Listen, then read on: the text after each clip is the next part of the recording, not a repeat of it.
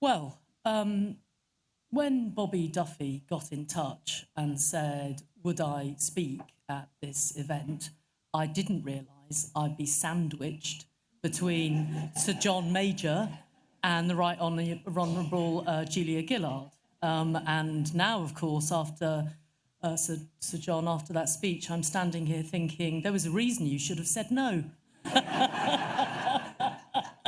But, you know, common sense has never got in the way of my own personal folly, which is why I am still standing here this evening. And it is the thing I wanted to say, actually, Sir John and Julia, is that there is a personal connection in this sandwich. I do feel like the margarine in like the top quality sourdough from somewhere in the East End. But anyway, and I'm like your stalk butter that your mother would have had back in the old days. Some of you aren't even old enough to know about that type of stalk that was so horrific but so brilliantly cheap. Anyway, that's the jokes. I've only got about an hour, Bobby. Hope you've got enough wine to keep the audience going whilst I say a few important words. But Sir John Major was the Prime Minister when the first Rough Sleepers initiative happened. And lots of people always associate both myself and actually the Labour administration of 1997 onwards and the 1999 report into reducing rough sleeping with New Labour. And there is no doubt in my mind, and obviously I was part of it, so there's clearly no doubt in my mind, that that was all good. And it was a really important time, and we did manage to make quite a lot of headway. But some of the model was actually based on the sanction of the then Prime Minister, Sir John Major, with George Young, who was the housing minister at that time and set about, in no uncertain terms at all, trying to actually sort out the fact that then we had too many people sleeping out on the streets. And at that point, and I am going back to pre-97, 99, it was about, on a regular basis, just under 3,000 people and probably 10,000 people over the course of 12 months.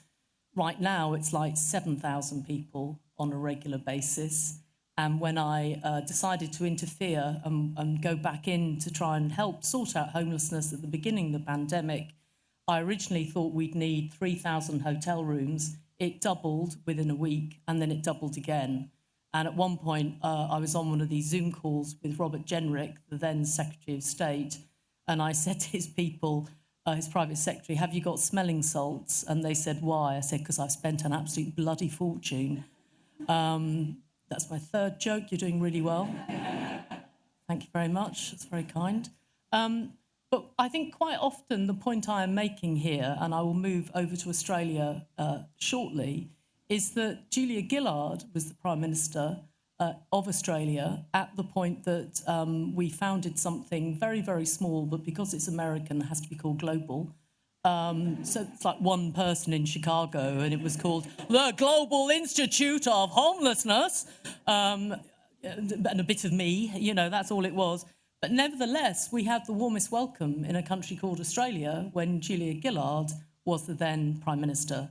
And actually more recently, when I was out there 2 or 3 years ago in Adelaide, they said to me, thank God you've come, because Julia Gillard is not happy with what's happening on homelessness in Adelaide. And I thought, no, you better get on with it then if she's not happy.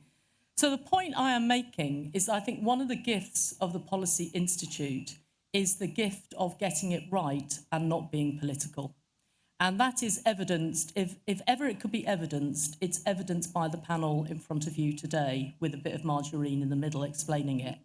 And so what you see here is an active example of the Institute for Public Policy, founded by Jennifer Rubin, continued to go from strength to strength under Bobby Duffy, essentially work out how we get evidence and data and thought to look at how we might change things and to use the talent of really, really great people. And I mean that in terms of stature, not just in terms of being fabulous, of the likes of Sir John Major and Julia Gillard, to then work out how that evidence, how that research, how that data can actually work out what we actually want to change. not particularly because we want people to vote in a different way, not because we want them to be influenced by politics, because somebody like me wants to make sure that there aren't people sleeping on the streets. We don't have the highest numbers of families in temporary accommodation that we've had at any time in history, that the gap between the rich and the poor that just trips up everybody's lips actually is so horrific at the moment. And the development of the working poor is just one of the worst aspects of the last 10 years. You cannot any longer work your way out of homelessness. And out of poverty, out of homelessness, they're all connected.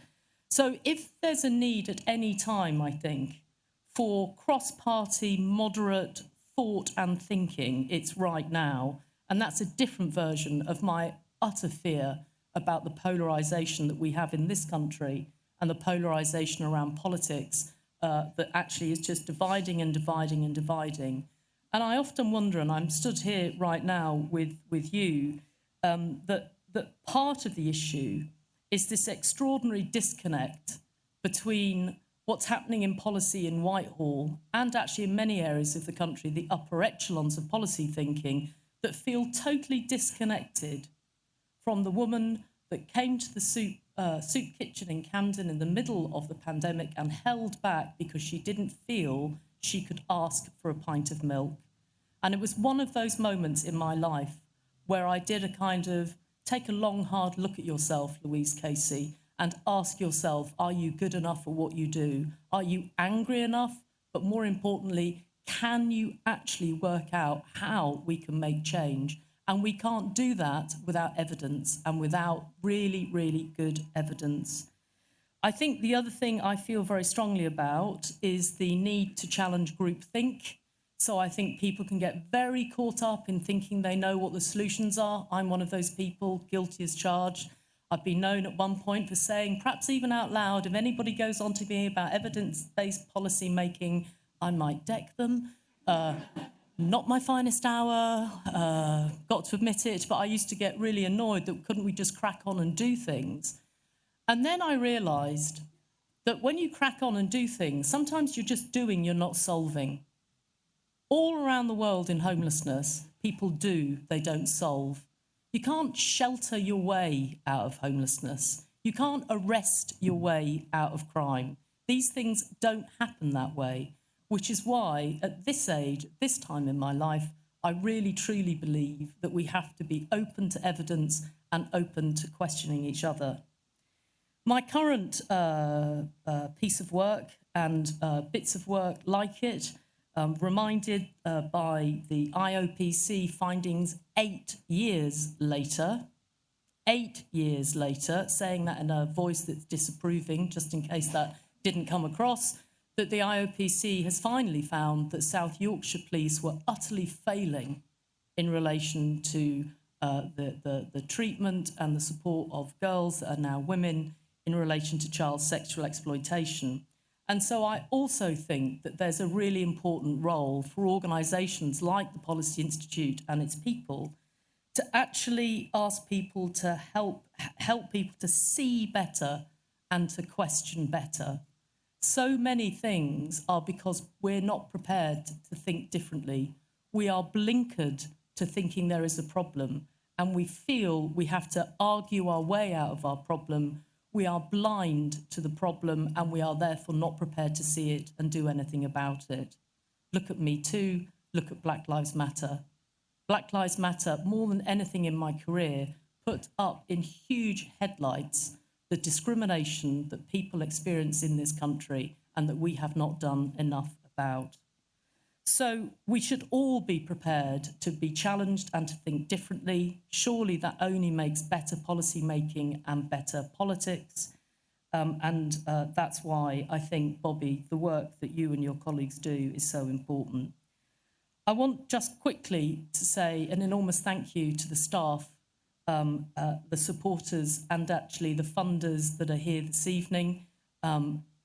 Running something like the Policy Institute isn't necessarily, I believe, the normal business of universities. Well, maybe it should be, but I'm bloody glad that you do this here at King's. So that was a little, no, not quite as good as yours, John, but, you know, I did my best. And I feel so privileged to be sat between both of you this evening. It's a really, it's a bit of a career high. So thank you very much, everyone.